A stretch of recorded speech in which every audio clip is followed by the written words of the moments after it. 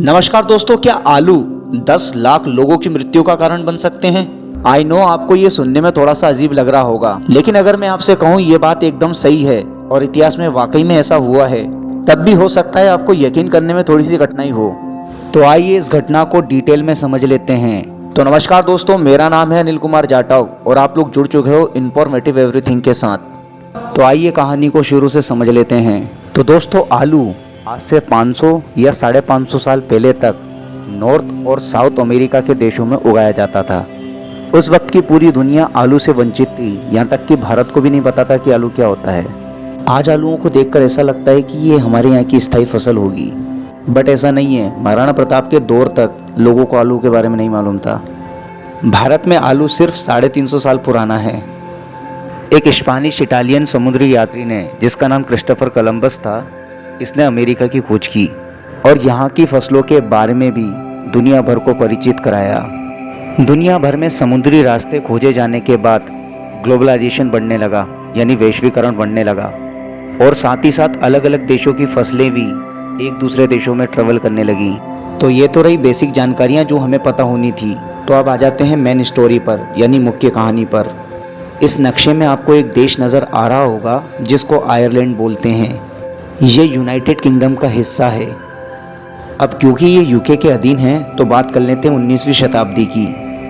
आज से लगभग 200 साल पहले 1815 में यहाँ पर एक कानून लाया गया था जिसको कॉर्न लॉ बोला जाता है, यानी मकई कानून। इस कानून के हिसाब से मक्का, चावल और गेहूं जैसी फसलों पर जो कि बाहर से आती थी उस पर रोक लगा दी।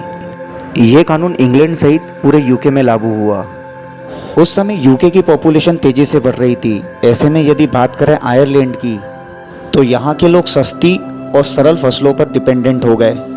तो ऐसे में खाने के लिए कुछ तो चाहिए होगा ना। तो यहाँ की जो पॉपुलेशन है वो 70 से 80% आलू उगाती थी, सिर्फ आलू। आयरलैंड में 10 या 20% ही ऐसे लोग थे जो इधर उधर से दूसरी फसलों का इंतजाम कर लेते थे और सेवन करते थे। बाकी 80-90% आबादी आलू पर डिपेंडेंट थी। उसके पीछे भी वजह थी ना कि आलू का सेवन आसानी से किया जा सकता था और इसको उगाने की प्रक्रिया भी बहुत सिंपल थी। यानी कि आलू उगा लिया, आलू उबाल लिया और आलू खा लिया। As simple is that. और यही चीज़ इन पे पड़ गई भारी। एक पूरी की पूरी जनरेशन ने दूसरी फसलों का मुंह नहीं देखा था। साल था 1845 का। तो आयरलैंड नामक देश में आलू की फसलों में लेड ब्लाइट नामक एक बीमारी लग गई, जिसकी वजह से आलू की फसलें नष्ट होने लगीं और सड़ने लगीं। उस वक्त की आयरलैंड की पूरी जनरेशन आलू ख़राब हैं ये जानने के बावजूद भी उसी का सेवन करती थी। आलू से ये बीमारियां इंसानों के अंदर गईं और वो बीमार होने लगे।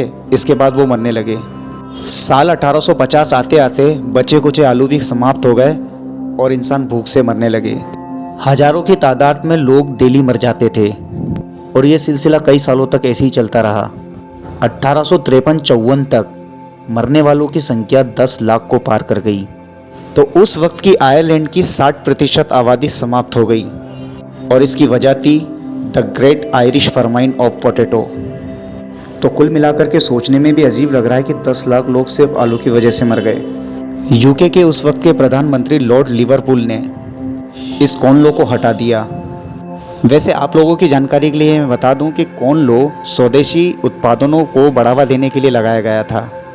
तो स्वदेशी उत्पादन तो बढ़ा नहीं, लेकिन हाँ, बीमारी की वजह से आयरलैंड की आधी से ज़्यादा आबादी साफ हो गई।